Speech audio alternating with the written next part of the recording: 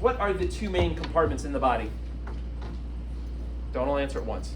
You're either inside of something or you're outside of something. You're either intracellular or you're extracellular. Those are the two main fluid compartments, but then there's some subdivisions that we'll talk about. Fluid homeostasis, so you're basically like this walking bag of water that has stuff dissolved in it. You got to have the right amount of water in your system. You got to have the right amount of all these other materials. And so this chapter is about kind of making sure that the total fluid balance is right, like you're getting enough into your system, enough out of your system, but then it's also making sure that the proportions are correct between the different compartments and shifting fluid here or there between the compartments. We're going to talk about electrolytes and body fluids. Electrolytes are substances that when they break down, they create ions. What's an ion? Something that has something that has a charge. Now if it has a negative charge, it's called a what? Anion. If it has a positive charge, cation. All right. So we're going to talk about things like sodium and chloride and calcium and some other stuff when we get there. And then we'll finish off with acid-base balance. What's the name of that scale that measures acid-base balance? pH scale. pH scale. What does it range from? 0 to 14. 0 to 14. If you're at 0, you're really acidic. If you're 14, you're really basic. Alkaline or basic. All right.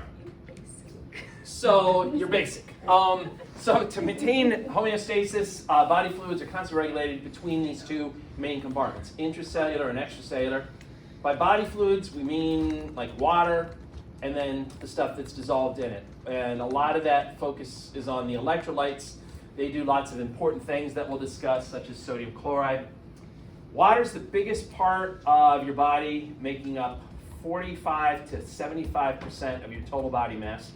It actually can go, know those numbers for test purposes, but it can actually be less than like 45. And it depends on your age and on your gender, right? So who's up at like 75%? Well, maybe, but babies are up at 75%. They're like these freakish bags of like water, like these little water balloons, right? They're just all water. Who's down at like 45% or lower? Old people, right? They're just desiccated, dried up pieces of bacon. Like look at that. There's like nary a drop of water on them. They're so dry and arid. It's like the Sahara. Anyway, filtration, reabsorption, diffusion, osmosis, fine. All that stuff is allowing for water and electrolyte balance in your body. Get into that. Who generally has more water on board, men or women? Why? Well, muscle mass, right? Yeah. Just on average, men have a higher percentage of muscle mass than women do. For that reason, they tend to have more water on board. Obviously, there are some women that have like zero body fat, and like so they have very little. They have more water on board too, but just on average. So the kidneys play a role in making sure that sort of the balance of water and solutes is correct in your body fluid compartment. You just kind of do whatever the hell you want to do with your diet. Maybe you try to be good, but you just eat or drink whatever you want. And you kind of leave it up to the kidneys to sort out the final math on the water and the solutes that are in your body. So two main compartments. You're either inside of body cells or you're outside of body cells. Most of the water and the fluid is where? Inside or outside of body cells? Inside. Inside, okay? That's because it says it up there. 2/3 or 66% are inside of your body cells. And then 1/3 or like 33% is outside of your body cells. Those are the two main compartments. Now, these numbers that you see up here, 28 liters and 14 liters, that's based on what they sometimes refer to as like the 70-kilogram man. Don't ask me why for like physiology purposes or understanding these concepts, they sometimes talk about the 70-kilogram man. And by the way, how much does a 70-kilogram man weigh in pounds? It's like 150 or something like that, 150 pounds or a little bit more than that. Anyway, in a 70-kilogram man, they would have about 28 liters that's intracellular and then 14 liters that's extracellular. So the good news is with the intracellular, they don't subdivide the intracellular fluid. You don't have to worry about like intramitochondrial fluid or intra-rough ER fluid. They just call it intracellular fluid. For the extracellular, though, they put it into two main subcompartments. Your standard run-of-the-mill fluid that's out in your tissues, sitting between your cells, they call that interstitial fluid. And that's like 80% of the extracellular fluid. That also includes, that percentage also though includes some specialized fluids, such as lymph, CSF. Where do you find CSF? Yeah, it's the cerebral spinal fluid. It's right in the brain, in the spinal cord, but then also circulating around the outside of the brain and spinal cord. Where do you find synovial fluid? Your joints. Aqueous, vitreous fluids, where are those? In the eyes. Endolymph and perilymph, where's that? Yeah, the inner ears, right? And then serosal fluids, where do you find those? Yeah, like surrounding those visceral cavities. So remember, like the pericardial fluid, or the pleural fluid, or the peritoneal fluid. Those are all serosal fluids. The other 20% is the fluid part of your blood, which is the plasma, right? So whether you want to use percentages or fractions, but 2/3 of your body fluid is intracellular, 1/3 of your body fluid is extracellular. Of the extracellular, 80% or 4/5 is interstitial, and then 20% or 1/5 is plasma. Here is a diagram showing you basically that. So they have the woman here on the left, the man on the right. Notice, yes, there is a little bit higher fluid content on average in men than in women. And then they're basically just breaking down that fluid, 2/3 intracellular, 1/3 extracellular. Of the extracellular, 80% is interstitial, 20% is plasma. All right, so first of all, in terms of total fluid balance, they record, your water gain and your water loss, or your I's and your O's, your input and your output. And if you are working at a hospital, I think I mentioned this last class, you're a nurse working at a hospital, there's a very good chance a significant amount of your time is going to be recording I's and O's on the patients that are under your care. It just depends on what floor you're on, and I don't think to my knowledge, they haven't automated this process yet. I don't think you can chat GPT it yet or anything like that. But anyway, like if you're in the ICU, if you're an ICU nurse, you're going to be spending a lot of time. There's a lot of monitoring going on of patients and things like that. Anyway, most of the water that gets into your body is coming in through your mouth, right? In the things that you drink or the water content that's in your foods. So a typical value in sort of an average person might be 2,300 milliliters that are getting in that way. You can see the breakdown over here. 1,600 would be like maybe from liquids, and then 700 would be like from foods. Now you might think isn't that the only way that water gets into your system? And surprisingly, it's not. You also actually create water through some of the chemical reactions that are going on in your body. You may or may not recall way back in A&P 1 in chapter 2, the chemistry chapter, one of the most common types of reactions in the body used to build things. What's it called when you build things? Anabolic, right? One of the most common anabolic type of reactions is called dehydration synthesis. So for example, like if you wanted to build sucrose, you would take fructose and you'd take glucose, and then you would pull water out, you'd create water, and that would attach them together and you'd create sucrose. Those are called dehydration synthesis reactions, and they generate a little bit of water each day for you. Also, and we haven't covered it yet, but we will cover it in chapter 25, which, by the way, that's the next chapter we cover. We actually go back and do 25. When you talk about cellular respiration, that's when you get into stuff like glycolysis, the Krebs cycle, the electron transfer chain. That's all about breaking down glucose to make ATP. If you go through all those steps, one of the final outputs on that, besides the ATP that you're trying to make in the first place, is actually so-called metabolic water. You create water when you're making the ATP. So those two types of chemical reactions are going to give you a little bit of water into your system. It's not a lot, but it's still about 200 milliliters per day, if you're aware. How does the water get out of your system? Mostly through the kidneys, right? Remember, normal urine output was like between 1 liter and 2 liters per day. Okay, so if you convert that into milliliters, it's 1,000 to 2,000 milliliters per day, or they just kind of average it up here, and they're putting 1,500 milliliters per day. You also lose some water through your skin. That doesn't mean you have to be like sweating like a pig, and you got the wet spots in your armpits, and you get the damn spot on your chest and your belly, and everything looks nasty. You just lose that just like from chilling out. Even if you just decide to spend the day binging Netflix, you will lose water from your skin, okay?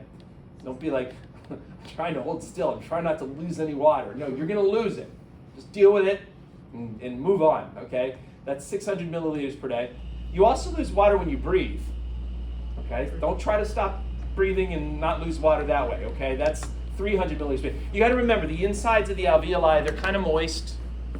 And when you exhale, you're actually vaporizing some water. You're putting it into your exhalation. So that's about 300 milliliters a day. And then lastly, hopefully you remember this from the digestive chapter, so long as your small intestine and your large intestine are doing their job of absorption, you should only have about 100 milliliters per day of water content in your stool.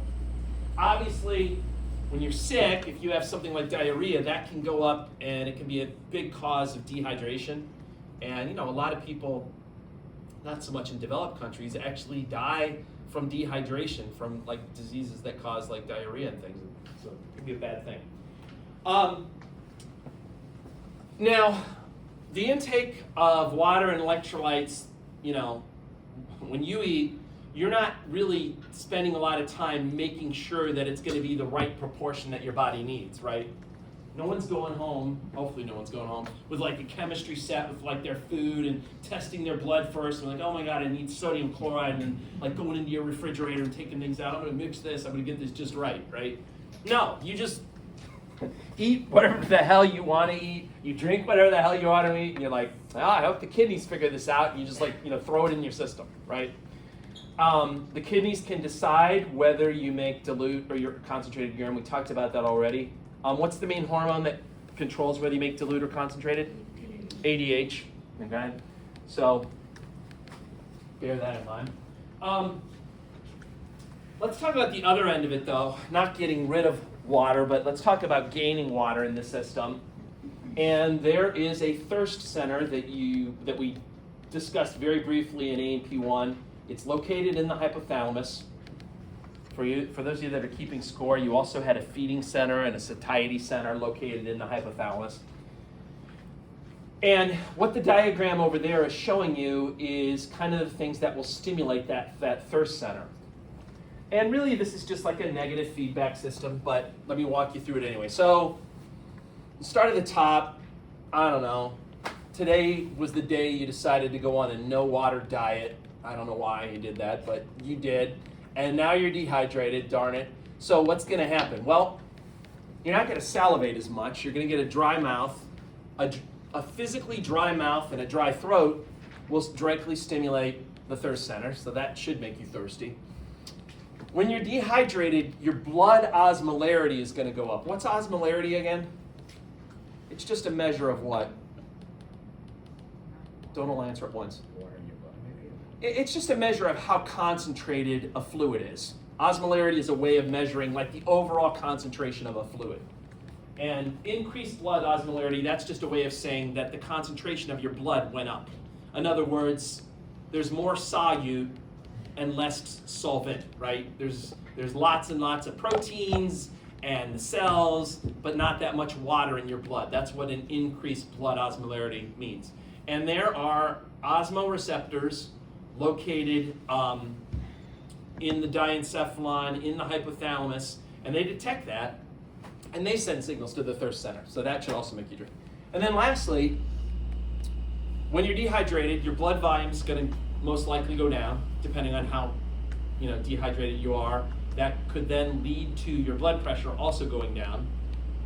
The guys in the kidneys, the juxtaglomerular cells, which are in that wall of the afferent arteriole, they detect a drop in blood pressure, and then they trigger that whole stupid RAS thing, right? They release, we won't go through the whole thing, but they release renin, blah, blah, blah, blah, blah. Eventually, during that process, angiotensin 2 gets released. Now, angiotensin 2 is great for raising your blood pressure. We've already talked about how angiotensin 2 is a vasoconstrictor. It loves to constrict arterioles throughout the body, so that's going to help. We already know how angiotensin II goes to the adrenal gland and causes aldosterone to be released, which causes sodium and chloride and then water reabsorption. That helps also raise your blood pressure. What we did not say about angiotensin II until now is it actually is also a stimulator of the thirst center in the hypothalamus. So, ideally, it'll make you thirsty, you'll drink more, your blood volume will go up, and then your blood pressure will go up, right? So essentially that's what's going on. It's just one big sort of negative feedback system. Now, in terms of getting rid of water inside you, again, it's going to fall mostly on the kidneys. I mean, you do lose some, in your sweat and in the air that you exhale, but mostly it falls on your kidneys. When you adjust salt levels in your kidneys, when you either retain salt or when you lose salt in your urine, water will follow along with it in order to maintain osmotic balance. And so sodium and chloride and water, when they move, whether you're holding on to sodium chloride and water or whether you're losing sodium chloride and water, that will change your body fluid volumes, right? You lose a bunch of sodium chloride and water, that'll make your urine output higher, but it'll make your blood volume lower, right? If you retain sodium chloride and water, that'll make your your urine volume smaller, but it'll make your blood volume increase. When you adjust salt levels, though, it doesn't change the concentration of body fluids because it's kind of like you're moving two things at once. You're moving the solute, which is the sodium chloride, but you're also moving the solvent at the same time. Since you're moving two things at once, it's changing volumes, but it's not changing concentrations. If you just move the solvent, which in this case is water, that'll actually change body fluid concentrations, or here they're using the word osmolarity, but it essentially means body fluid concentrations, right? So when you either retain or lose pure water, that's going to change how concentrated your urine is, and it's going to change how concentrated your blood is. Okay? And if you want to add this to the slide, making adjustments to sodium chloride loss and water, that's kind of what aldosterone and atrial natriuretic peptide do, versus making adjustments to just pure water loss, that's what ADH does. Okay. Three main hormones responsible for regulating sodium and chloride, so fine. When you're dehydrated, you'll trigger the whole RAAS thing. Aldosterone causes sodium and chloride reabsorption, and then water follows along with it due to osmosis. So aldosterone is your buddy when you're dehydrated. It causes you to retain sodium chloride and water. On the other hand, when you're overly hydrated, chances are your blood volume will be elevated, which means your blood pressure will also be elevated. That's going to stretch the walls of the atria. They're going to be like, oh my God, the blood pressure is too high. And they're going to respond by releasing atrial natriuretic peptide. Atrial natriuretic peptide is basically like the reverse of aldosterone. It'll cause your kidneys to get rid of sodium chloride. Water will follow by osmosis, and you will decrease your blood volume, which will decrease your blood pressure. Okay? You're not changing the concentrations of anything with any of these hormones up there because you're moving sodium chloride and water at the same time. Okay? But you are changing volumes. Antidiuretic hormone, on the other hand, it controls just the water part of it. It doesn't affect the sodium and chloride part of it. So it will change body fluid concentrations. And again, from the, hopefully you remember from the kidney chapter, the way that ADH works is it puts water channels into the distal convoluted tubule and into the collecting duct. And if you remember, water always wants to be absorbed from those areas of the nephron, but it's only if ADH put those water channels in that it's actually able to be reabsorbed. And of course, if the water does get absorbed, then that's going to change the concentration of your urine. It's going to make it much more concentrated. It's going to be like dark yellow or brownish. Versus if you don't have ADH around, right, the water gets trapped inside of the tubules, and you end up making a very dilute urine, one that looks kind of clear, right?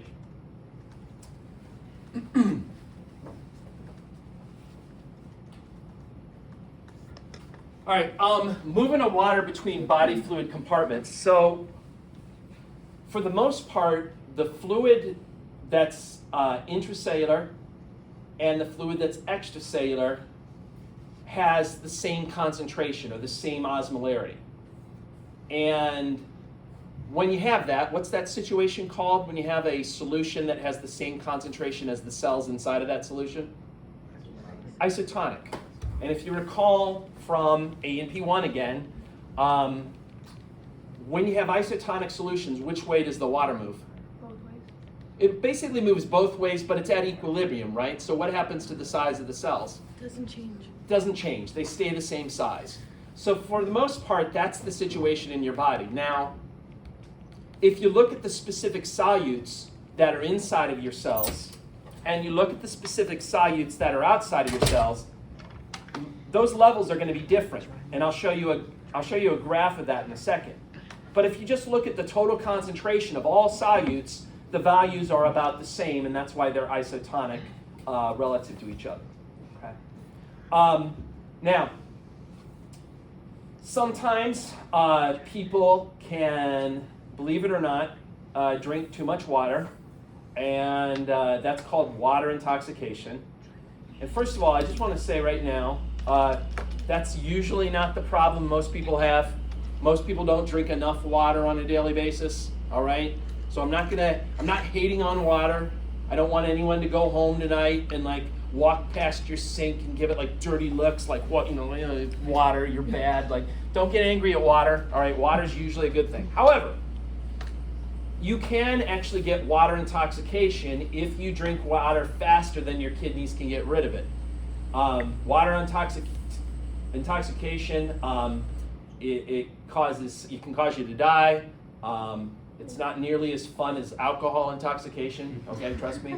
But anyway, you will hear every year, usually sometime during the summer, people that die from water intoxication. It seems like it's always being reported in teenagers that are at sports camps and things like that, and they're sweating like a pig at these sports camps, and they're going crazy, and they're working their asses off, sweating like mad, and then they just down a ton of water, pure water, and they end up getting water intoxication. And so the problem with that is when you're sweating, are you losing pure water when you're sweating? No, you're losing water plus electrolytes and urea and other things that are in that. But then you're trying to replace it with pure water. And so what that's doing is it's creating extracellular fluids that are very hypotonic, okay? And when you have extracellular fluids that are hypotonic relative to the cells, that creates an osmotic gradient where water is going to start rushing into your body cells. And as water rushes in, those body cells are going to swell. And if too much water rushes in, what's going to happen to those body cells? They're going to rupture. They're going to die. All right? Our body cells, unfortunately, are not like plant cells. We don't have a cell wall. Plants love pure water.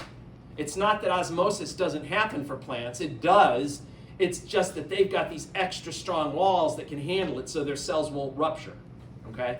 Ours don't have that. So you throw too much water into your system, and you can actually destroy your body cells. And if you're talking about things like neurons and other things that control vital body functions, you can actually die from too much water. Too much water. I knew you were going to ask that. It varies from person to person. I can't give you a definite amount. It also depends on how much like physical activity that you're doing too, and how much you're sweating and losing things. Yeah. But so like what you said about the athlete. Yeah. Like athletes tend to be more like prone to get water intoxication. I think that's why the athletes, they don't drink like just pure water. They drink like sports drinks. Yeah, Gatorade and things. Right. That's, like you said, they're better to replace like after sweat that they're losing. That's right. Yeah, you don't want to give yourself like pure water if you're really sweating. So personally, for me, I just avoid sweating. I don't avoid anything that might cause me to sweat, and then I don't have to worry about it. Yes. Like how some people carry around like a gallon, like those jugs, like giant Yeah. jugs. is that true? Like, are we supposed to actually be drinking like a whole gallon a day? You could drink a gallon a day. Yeah. People are just drinking the gallon of water. I mean, well, are you saying is that like good for your system? Like, should you drink a gallon? Yeah, I mean, I've heard that it's good. I mean, I remember like Michelle Obama like went on her kick about like drinking. What does she say? Drink 8 glasses of water a day or something like that. Yeah. I don't know. I don't think there's any harm in that. I you know, again, it's hard for me to give you an exact number. I mean, don't go home tonight and try to prove anything. I might give you extra credit if you pass. I would say if you pass in this class from water intoxication, I will give you an A. But short of that, I know, but posthumously, you will have an A. And we'll say that at your eulogy. We'll say, like, they gave their life He for was an A. ready to apply to the program. Yeah, that's right. You're automatically in. All right. So let me talk about the electrolytes then. Electrolytes are things that, when they dissolve, they create ions. So like sodium chloride is an electrolyte. When it dissolves, it gives off sodium ion and chloride ion. Who cares? Well, electrolytes have 4 important functions in the body. First of all, there's usually a lot more electrolytes like in your body fluids than non-electrolytes. Also, they're ions, so they don't pass easily through cell membranes. So they are great at setting up osmotic, in controlling osmotic balance, right? With osmosis, you need what are called impermeant solutes. These are things that don't pass easily through a membrane. And electrolytes, or the ions that are given off from electrolytes, they're good for that. So they do help play an important role in controlling the osmosis between the different body compartments.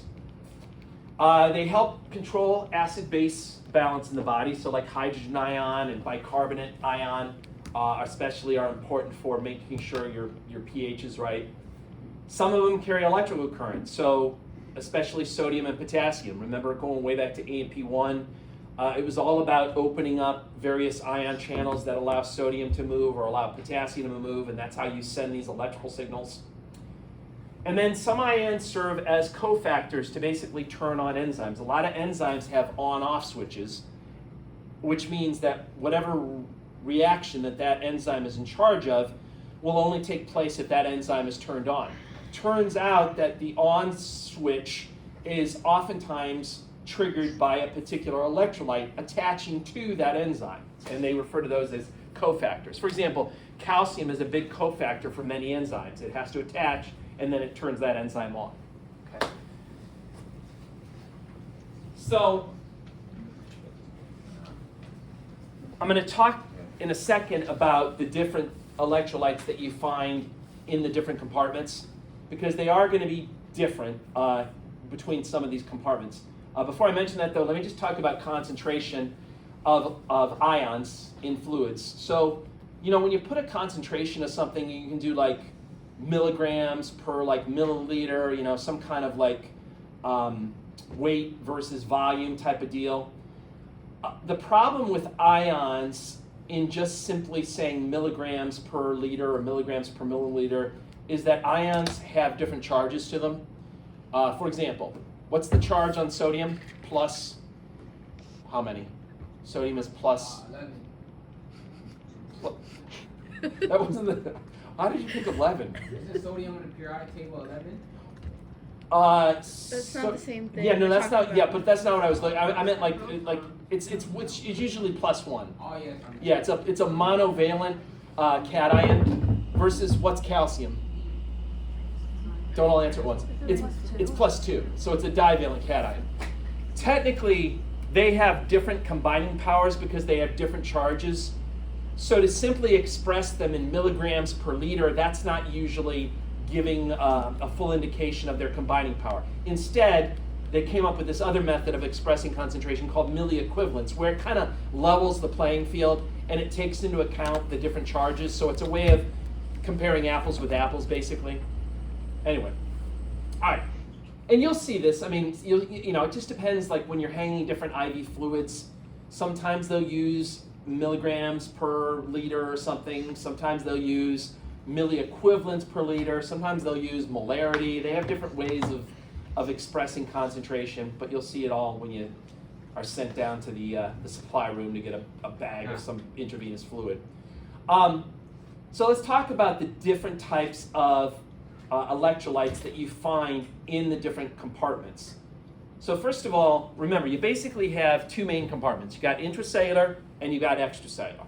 Within the extracellular, you have two subdivisions. You have interstitial and you have plasma, okay? If you compare those two subcompartments, the plasma and the interstitial fluid, if you compare the different electrolytes that you have there, there's not a big difference, okay? They're very similar. The only real difference is that the plasma has more protein in it than the interstitial fluid does, okay? By the way, why does the plasma have a lot of protein in it? Let me ask this a different way. Who's putting all the protein in the plasma? Liver. Okay, the liver is making a lot of proteins and putting it into the plasma. Okay? Whereas you also have a lot of proteins inside your body cells, right? Because of the rough ER, the free ribosomes. So there's a lot of protein there. But that space in between the interstitial fluid, there's not a lot of proteins kind of in that area. Okay? Anyway, plasma, interstitial fluid, they're very similar. But if you compare those two guys, if you compare the extracellular fluid with the intracellular fluid, that's where you see some big differences. So let me show you this diagram, this chart. This chart is just showing you essentially the two main compartments, right? So extracellular fluid versus intracellular fluid, and then it's subdividing the extracellular fluid into the plasma and the interstitial fluid. First thing, you don't have to memorize any specific numbers up here, but just notice, glancing at this, notice how the red and the blue lines are almost always together, okay? They run very close to each other, and that's because there's not big differences between the plasma and the interstitial fluid for the most part, except for over there, and that's, again, because there is more protein in the plasma, and there's not that much protein in the interstitial fluid, okay? But if you collectively compare the red and the blue with the yellow up there, that's when you start to see some big differences, right? So for example, sodium. There's lots of sodium in your extracellular fluids, but there's not much sodium in the intracellular fluids. And vice versa for potassium. There's lots of potassium in your intracellular fluids, but there's not that much potassium outside of your cells, okay? So again, don't worry about memorizing the individual things. I think the take-home message is plasma, interstitial fluid, they're similar. But the extracellular fluids collectively have a lot of differences from the intracellular. Now, again, despite all these differences in the specific ions that you have, the total concentration of all of the ions and all of the solutes between the extracellular and the intracellular is about the same, and that's why osmosis tends to not go from one direction or the other. It tends to be isotonic, right? By the way, why is there so much sodium in the extracellular fluid and so much potassium in the intracellular fluid? Doesn't sodium hold water? Okay, well, so water does tend to follow the sodium around, but that's not the reason why. Isn't it for like action potential or something like that? I'll give you a hint. It's something you learned about. It's on in AP1. It's something that's on all body cells. It's constantly running. Sodium potassium pump. That little pump is pretty much on all body cells. And when that pump is running, how many sodiums does it pump? 3. And where does it pump them? Out. And how many potassiums does it pump? 2. And where does it pump them? In. That's the big reason for that difference between the sodium and the potassium. It's just due to that silly pump that's running 24/7 on all your body cells. All right, let me talk in a little bit more detail about these electrolytes. So first of all, sodium, it's the most abundant extracellular cation. It's involved in electrical signaling, and then it's also important for creating most of the osmotic pressure that's in the extracellular fluid. Okay. Do people in the U.S. typically run into sodium deficiencies? No. Why not? Our food here is bad. Our food here is bad. That's right. Our food here is bad. No, we have a lot of salt in our food, especially processed food. There's a lot of salt content, right? So even if you're being really good at not salting your food, if you're eating anything remotely processed, it's probably got a lot of sodium in it already. So typically people have the opposite problem. They have too much sodium in their body. Levels of sodium in the blood are controlled by aldosterone, ADH, atrial natriuretic peptide. Too much sodium in your body can lead to edema, which is just extra fluid accumulation in your tissues. So something to be aware of. Edema, there's lots of causes of edema. One cause would be like that blockage. Remember the blockage of the poor guy that had the blockage of the lymphatic vessels, right? So there can be lots of different causes, but too much sodium in your body is a pretty common cause. Obviously, the edema that a person gets from having a little too much sodium in their body is not going to be comparable to what the guy had that had the blocked lymph things, but still. Chloride tends to follow sodium around. It's like a hanger-on. Chloride is the major extracellular anion. Obviously, it's super important in the stomach because it's part of the hydrochloric acid. And again, it's following the sodium around, and it's also going to be controlled basically by the same kind of hormones that are influencing sodium. So aldosterone plays a key role in it. Potassium is the most abundant intracellular cation, as I showed you on that diagram. So it's important for setting up the osmotic balance inside of cells. It's involved in sending electrical signals. It plays a role in regulating pH, in that hydrogen and potassium are often interchanged with each other, so it's indirectly influencing that. Again, don't forget, what's the problem called when you have too much potassium in your body? Hyperkalemia. And if you have that problem, you don't have to go through the whole RAAS thing. Too much potassium will directly cause aldosterone release, which will cause you to get the potassium out of your system. Bicarbonate, HCO3, it's the most common ion in the plasma. Anyone remember why bicarbonate is so prominent in your plasma? It gets transferred that way? It gets transported. What's being transported in the form of bicarbonate? Carbon dioxide, right? Remember the 3 ways that you can transport carbon dioxide in the blood? 70% of it was transported in the form of bicarbonate.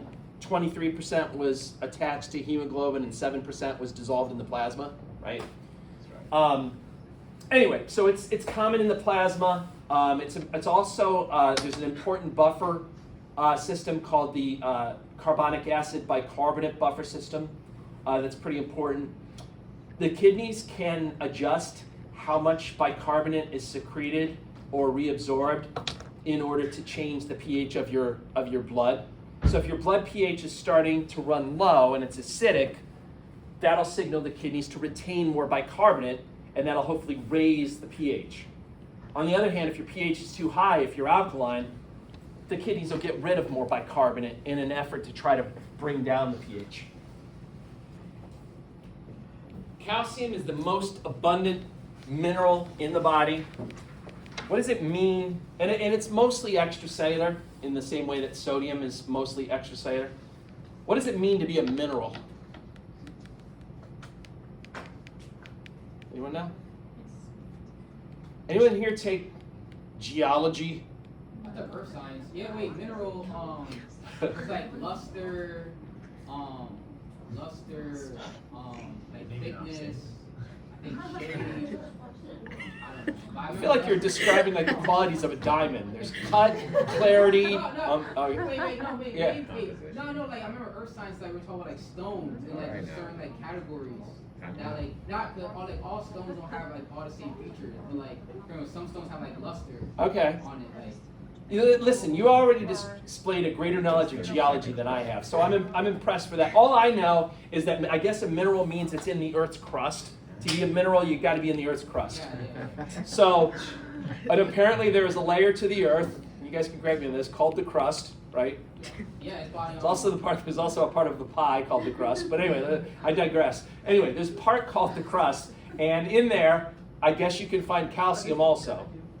So there you go. You know what? All jokes aside, I love calcium. The reason why I love calcium is because students have a misconception about calcium. They come in and they think bones. They hear calcium, and they're like, bones, bones, bones. And it does make your bones hard. Don't get me wrong. Calcium is important for that. But calcium has so many other important jobs in the body. First of all, I mentioned it's used as a cofactor to turn on a lot of enzymes. It's important for that. If you look at the steps of blood coagulation back in the blood chapter, when you talk about making the prothrombinase or the thrombin or whatever, you'll see there's actually a lot of steps where calcium is required to make that happen. So it's important for that. Neurotransmitter release at the ends of the axon. When the synaptic end bulbs release their neurotransmitter, they're doing that because voltage-gated calcium channels have caused them to do that, right? So that's dependent on calcium. And then let's not forget muscle contraction. When a muscle contracts, it's due to the sarcoplasmic reticulum releasing calcium into the sarcoplasm. That then binds to the troponin, which moves the tropomyosin out of the way, and the thick and thin filaments can slide past each other. So it's a super important ion in the body, and that's why it has to be tightly controlled in the plasma, and you got those two hormones, right? What does PTH do to blood calcium levels?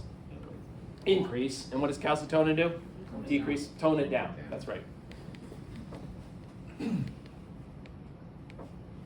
Phosphate frequently pals around with calcium. Phosphate is HPO4 2-, right? So calcium is like a divalent cation, and phosphate is a divalent anion. So they're often found together. There's lots of calcium phosphate deposited in your bones as salts, and that is literally what makes your bones hard, okay? The main difference, again, this is another AP1 thing, but the main difference between cartilage and bone is that bone has these calcium phosphate salts deposited in it that makes it hard. Cartilage doesn't, okay? There is a phosphate buffer system that's pretty important, so it's needed for that. Obviously, phosphate is an important component of ATP, right? How many phosphates are on ATP? 3, right? Adenosine triphosphate. Phosphate is an important component of your DNA and your RNA. When you look at the backbone of the DNA and the RNA, it's made of what's called a sugar phosphate backbone, so it's important for that. Two hormones that influence calcium homeostasis, PTH and calcitriol, they also impact phosphate levels. PTH, again, PTH works to increase blood calcium levels. And one of the things that PTH does is it goes to the kidneys and it causes, especially the DCT, to reabsorb calcium, okay? However, at the same time, while it's causing the kidneys to retain calcium, it's actually telling the kidneys to get rid of phosphate. So it has the opposite effect on phosphate that it does on calcium. Calcitriol, on the other hand, kind of promotes increased levels of both calcium and phosphate. What is calcitriol? Active form of vitamin D. It's the active form of vitamin D, right? Remember the process of vitamin D formation? Where do you get your preliminary, where's your first version of vitamin D? Where in your body? Skin. Where does it go after the skin? The Liver. And then where does it go after the liver? The kidneys. And that's where you get the calcitriol. Once you have the calcitriol, it goes to your small intestine and it helps you absorb calcium and phosphate from the foods that you eat. And that'll tend to then increase calcium and phosphate levels in the blood. Magnesium is similar to calcium in that it's a divalent cation. However, it's usually intracellular and calcium is usually extracellular. I feel like magnesium is kind of like the unsung hero. It doesn't get as much attention as some of the other electrolytes. You actually need some magnesium to keep the sodium-potassium pump working. It plays other roles in the nervous system and in muscular activity. Because it's a divalent cation, like calcium, things that cause changes in calcium levels also will usually impact magnesium levels, so it's something to be aware of. Now, if you're healthy, if you're eating and drinking on your own, if you're peeing and pooping on your own, you're probably not going to get an electrolyte imbalance. It's people that have to depend on artificial means of fluid and food intake, or artificial means of draining their waste products that usually run into fluid and electrolyte imbalances. You know, when you get hospitalized, first of all, my advice, don't get hospitalized. All right, when you get hospitalized, you know, sometimes patients can't feed themselves, okay? Maybe they have some kind of damage to their GI tract that they can't feed themselves. There are alternative ways to feed people in the hospital. Sometimes you have to put down what's called an NG tube. Does anyone know what an NG tube is? Nasogastric tube. And that's where they put this tube down through your nose, down your throat, and then the end of it's in the stomach. And that's one way that they can feed you. Like if you're having problems swallowing or other issues, they may send food through that tube and it directly goes into your stomach, right? Sometimes they actually will do a surgical procedure where they actually implant a tube in your stomach and directly feed you that way. If you can't use your GI tract at all, sometimes they'll do what's called TPN, which is total parenteral nutrition, where they're giving you basically nutrition through your veins, okay? There are various reasons why patients need to have these things done. The problem is, though, it sort of disrupts the feedback systems that are naturally built into your body, and it can create electrolyte and fluid imbalances. And so when you have patients that are doing that, or on the other end, if you have patients that have different drainage catheters in because they can't urinate on their own, or maybe they have like a colostomy or an ileostomy where they had to connect a portion of their intestine to their skin, and they don't have the full benefit of the full length of their intestine to do the absorption that takes place, or other issues like that. These are the people that are going to get fluid electrolyte imbalances, and when they're hospitalized, they will typically run at least a Chem7 test on them. A Chem7 measures sodium and potassium and bicarbonate and the BUN and the creatinine, and they'll run that on them just to make sure that the interventions that they're doing for them in the hospital aren't disrupting what their normal value should be. And it's very common to do like a daily Chem7 test on a hospitalized patient, or even more frequently, like if they're in the ICU and they're getting all kinds of crazy interventions done, they may run that Chem7 every couple of hours just to make sure that they're not disrupting it. So those are the people that tend to get it. If you're eating, drinking, pooping, peeing on your own, you probably won't get electrolyte imbalance. The next table, glance at it. I'm not going to go through it in any kind of detail. I will do a review over this material later. I will point you to anything particular. Some of the stuff will probably make sense, some of it won't, but I'm not going to go into any great detail about it now. These are just some of the problems that can arise if these electrolyte levels are either too high or too low. Do we have to know the signs and symptoms and everything of that? No. I promise I will highlight anything in particular that you do need to know when I do the review. Okay, but yeah, seriously, don't stress about that table. Any questions about fluid and electrolyte stuff? Kind of feel like A&P2 goes out on a whimper. It's like we could have some fun with some fun chapters, but instead they end with fluid and electrolyte balance. Really? I would like to end with the reproductive system, and then we can make some cracks or some offhanded remarks. It could be kind of silly. Won't see me again. We could have a lot of fun. What was that? Yeah. You're probably thinking you guys won't see me again. That's right. HR is walking down the hall. I want something where I can get into some trouble. I feel like there's not enough risk in this chapter. I can't say anything too stupid in this chapter that'll get me in trouble. Maybe I can. I'll try. Acid. I'll see what I can do. Acid-base balance then. So, first of all, the question is, why do you need to have a certain pH in your body anyway? Who cares? Why do you even need to have, why does your blood or your extracellular fluids have to be between 7.35 and 7.45? Does anyone know? Did someone just say it? Did the president of your body and the Senate vote on this and that's what it is? Why do you have to have your pH between 7.35 and 7.45? The average of what your organs need. What'd you say? I think that's probably the average of what your organs need. Well, it is true. It is an average. Obviously, like if you're in your stomach, right, it's going to be lower than that. It should be like 2 or 3, or if you're like in the bile, it's going to be like 8 or 9. But what did you say? I mean, you are in the right. I think you said to keep your organs working properly. Yeah, don't they? Isn't that? Yeah. No, you're right. I was trying to like. You're right. I mean, you're right in a very vague sort of way that you can't be wrong way. Yeah, but No, don't they have like certain for like the stomach because the stomach is so acidic that other things have to be. I don't know. But I read okay. it. Well, what it really boils down to is something, again, that you learned about a long time ago in AP1. It boils down to proteins and protein shape, okay?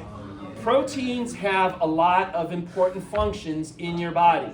And in order for a protein to function, it has to have the right three-dimensional shape. If a protein ever loses its three-dimensional shape, what's that called when a protein loses its shape? It becomes denatured, and it will stop working. And proteins are very sensitive to pH levels, and it can change their shape and mess them up. That's like the short answer to why you have to have certain pHs in your body, okay? Keep the proteins happy so that they work so you stay alive.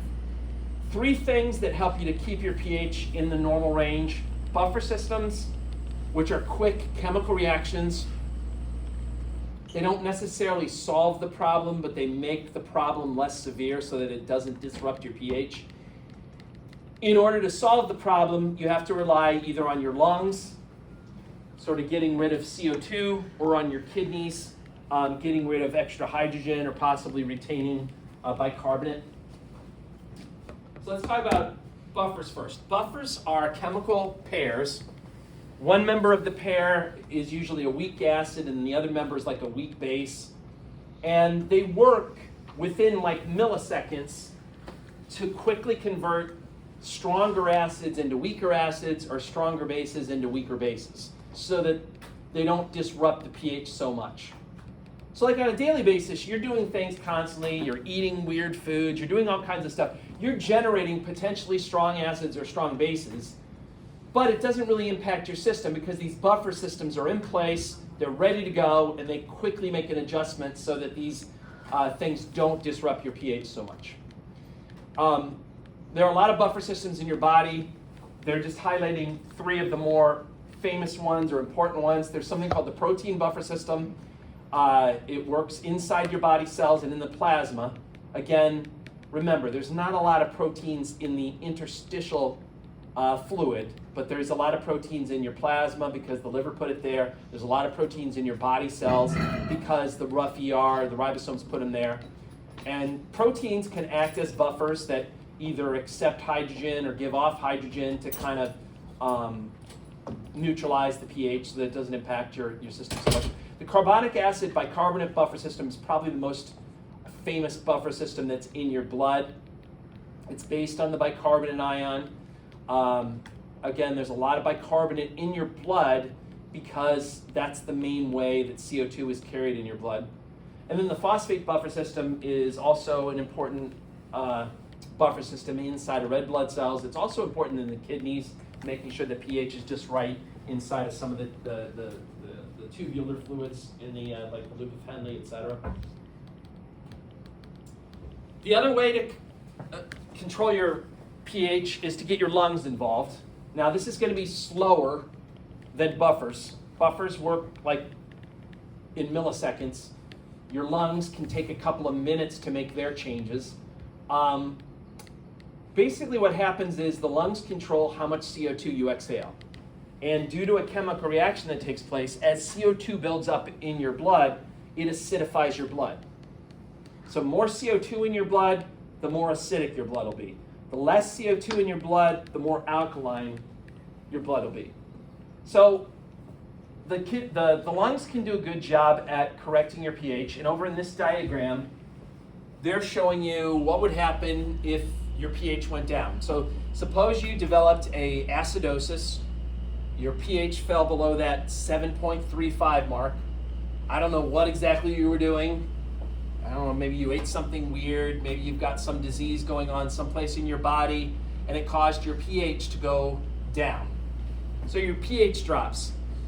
Inside of your medulla, and inside of some of your blood vessels, like the aortic arch and in the carotid body, which is basically where like the internal and the external carotid branch, there are chemoreceptors there that monitor the pH, okay? And, you know, we talked about this before in the respiratory chapter, but, you know, just to refresh your memory, those chemoreceptors, they can monitor pH, they can monitor CO2 levels, they can monitor oxygen levels. Anyway, they monitor it, they send that information into one of the breathing areas that's in the medulla, and the medulla is like, oh my God, the pH is too low, what are we gonna do? And they're like, oh, I know, we'll breathe, let's breathe faster or breathe deeper so we can get rid of the CO2, which should hopefully bring our pH up. And that's exactly what happens. It sends a signal via the phrenic nerve to your diaphragm, and possibly also to some of the other accessory muscles. And you'll breathe faster and deeper, and that will cause you to get rid of more CO2. As you get rid of more CO2, the pH of your blood will start going back up again, and hopefully then you'll be in the normal range and it will shut off the feedback cycle. Okay. Obviously, if you went in the opposite direction, if your blood pH went up and you were too alkaline, you'll send signals that'll make you breathe more slowly and less deeply, and that'll cause you to retain CO2, which will then bring your pH down and hopefully within the normal range. And then finally there's the kidneys. So the kidneys can get involved. The kidneys act slower than the lungs do. The kidneys can take hours or days to kind of make the correction. And what the kidneys do is they adjust how much hydrogen and how much bicarbonate you get rid of, okay? There's kind of two categories of cells that are called intercalated cells that can be activated depending on what the problem is, okay? If your blood is starting to run acidic, in other words, you've gone below 7.35, then you'll activate what are called the alpha intercalated cells. These cells, when they're working, they cause you to get rid of more hydrogen ion, and then they also cause you at the same time to reabsorb more bicarbonate. And both of those things should help to raise your blood pH. On the other hand, if your problem is that your blood pH is too alkaline, then you'll activate the beta intercalated cells, and they basically do the exact opposite. They'll cause you to get rid of more bicarbonate and retain more hydrogen ion, and that should work to bring your pH down, okay, put it back in the normal range.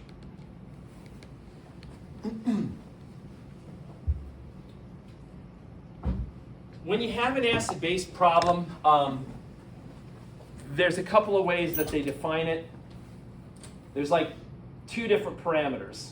The first parameter is the pH too high or is it too low? And then the second parameter is what's messed up?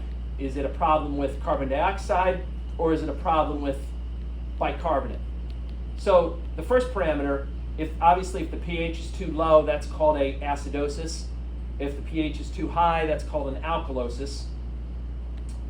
What's the problem with going outside these normal ranges? Well, when you go down, it depresses the central nervous system. That doesn't mean like depression, like, oh, I don't know if my life's worth it. No, I mean, it just means it's like sending signals more slowly. It's not sending them as efficiently, as quickly as it should. So you can depress the central nervous system signaling with a low pH. If you go above 7.45, you could overexcite the central nervous system, and you're sending signals too rapidly. So it's a balancing act. You don't want, over signaling. You don't want under signaling, which is, important why you want to be kept within that change or within that range.